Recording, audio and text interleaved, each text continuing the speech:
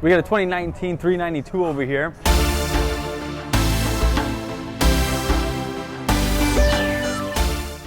What the customer did today, he did a mid-muffler lead.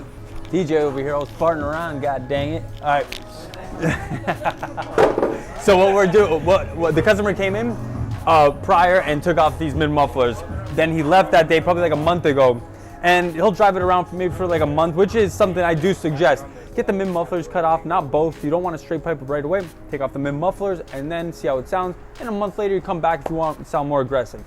All right, so today we're taking off the rear mufflers. They're right there on the floor, right there, yeah. So it's gonna open it up a lot more. The customer did decide to keep his stock tips. So we're gonna use his stock tips. Let's bring it down and see how she sounds.